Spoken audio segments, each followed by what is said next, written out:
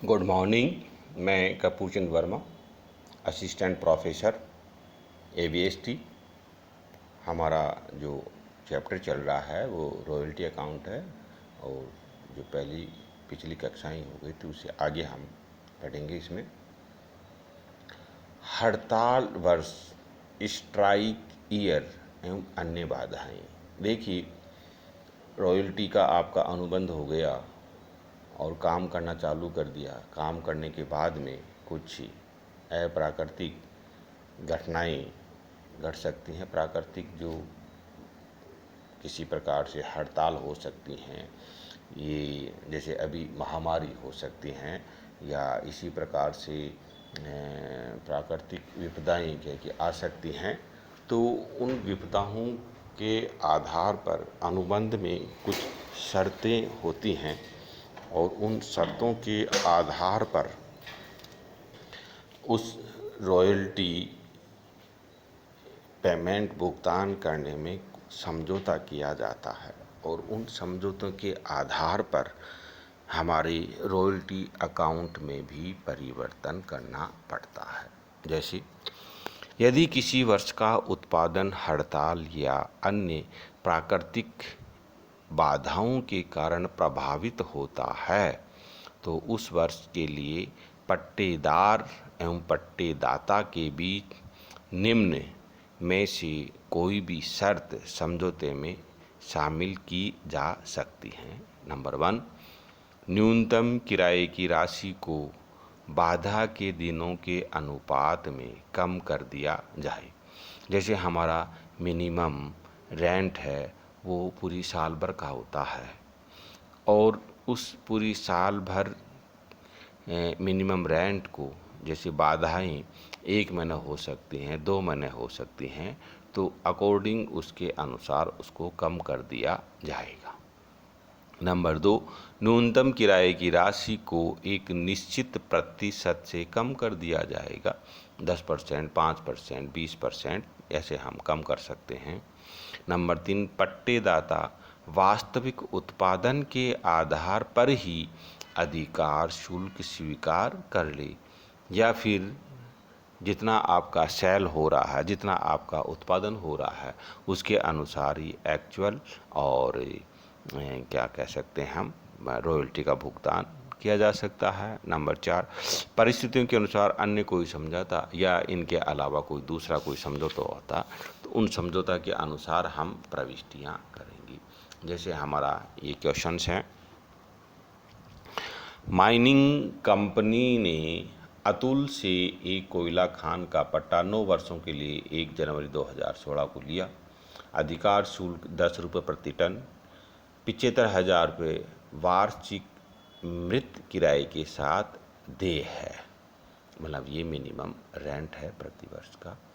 किसी भी वर्ष में वास्तविक अधिकार शुल्क से अधिक चुकाई गई राशि की पूर्ति उसके तुरंत, मतलब उसको छोड़ते उसके तुरंत आगामी वर्ष के आदिके में से की जा सकेगी।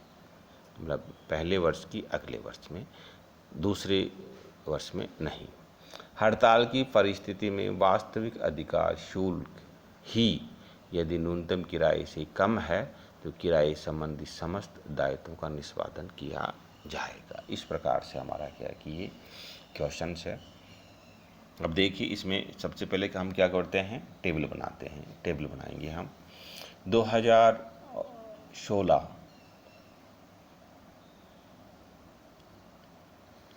में एक्चुअल रॉयल्टी कुछ भी नहीं है, दे रखा ना, 1 जनवरी 2016 को लिया। अधिकार शुल्क के रूप में हमारी यहाँ एक्चुअल रॉयल्टी कुछ भी नहीं है। मिनिमम रेंट, क्योंकि हमारा 2016 कोई उत्पादन ही नहीं है। 2016 में जो मिनिमम रेंट है वो 75,000 रुपये है, तो हमारा शॉर्ट वर्किंग भी 75 हो गया और रिकॉप्ड में क्या कि डैश हो जाएगा। Closing balance of SW 75। इस 75,000 रुपये की पूर्ति है वो केवल अगले वर्ष में ही हो सकती है। 2017 का हमारा उत्पादन 4,000 है। 4,000 के हिसाब से क्या कि हमारा 10 रुपये के हिसाब से 40,000 रुपये। और मिनिमम रेंट हमारे को 75 रुपये देना पड़ेगा। तो हमारी जो शॉर्ट वर्किंग है वो कितनी हो गई, 35,000। तो इस साल कोई पूर्ति नहीं हो पाई जो 75,000 है, और उसकी समय अवधि भी ख़त्म हो गई। अतः ये पूरी पूरी राशि कहाँ जाएगी, अनरिकॉर्ड रिकॉर्ड में चली जाएगी। अतः शॉर्ट वर्किंग का हमारा जो बैलेंस रह गया वो 35,000 रुपये। 2018 का जो हमारा उत्पादन था वो 9,000 था। 9,000 के हिसाब से क्या है कि हमारे एक्चुअल रॉयल्टी 90,000 और मिनिमम रेंट कितना हो गया हमारा 75,000। दोनों का डिफरेंस हो गया कितना, 15,000। तो जो हमारा शॉर्ट वर्किंग पिछला बैलेंस चल रहा था वो 35,000 था। उसमें से क्या है कि हम 15,000 रुपये की पूर्ति हो जाएगी और 20,000 रुपये हमारे अनरिकॉर्ड के रूप में मानते हुए क्लोजिंग बैलेंस क्या है कि SW का ख़त्म हो जाएगा। 2019 में हमारा जो प्रोडक्शन हुआ वो 6,000 के हिसाब से 60,000 रुपये हुआ। तो हमारा मिनिमम रेंट भी अकॉर्डिंग उसी के अनुसार माना जाएगा। इसमें देखेंगे हड़ताल की परिस्थिति में वास्तविक अधिकार शुल्क ही यदि न्यूनतम किराए से कम है तो किराए संबंधित समस्त दायित्वों का निष्पादन करेगा। तो इस प्रकार से हमारा एक्चुअल रॉयल्टी के अनुसार ही मिनिमम रेंट हो जाएगा और हमारी जो SW है EW है वो कुछ नहीं मानी जाएगी। तो इस प्रकार से हमारे क्या है कि ये हुआ। इस प्रकार से अब रॉयल्टी अकाउंट बना जाएगा। रॉयल्टी अकाउंट हमारा टू अतुल अकाउंट 40,000 रुपये, और ये राशि कहाँ जाएगी, प्रॉफिट एंड लॉस अकाउंट में। प्रॉफिट एंड लॉस अकाउंट है, प्रॉफिट एंड लॉस अकाउंट में चली जाएगी राशि 40,000, 90,000 और 60,000। Short working account to Atul account 75,000, इसकी कोई पूर्ति नहीं हुई, अतः इसको अगले वर्ष में ले जाएंगे। By balance CD 75,000, to balance BD हो गया हमारा 75,000, इसकी कोई पूर्ति नहीं हो पाई है, तो by profit and loss account 75,000। To Atul account next वर्ष में 35,000 रुपये। इस 35,000 को हम आगे लेके जाएंगे और इसकी जो पूर्ति हुई है वो कितनी है, 15,000 रुपये। तो 35 में से 15 करेंगे तो 20,000 रुपये हमारे प्रॉफिट एंड लॉस होंगे। इस प्रकार से क्या कि ये हमारा क्या कि अकाउंट हुआ।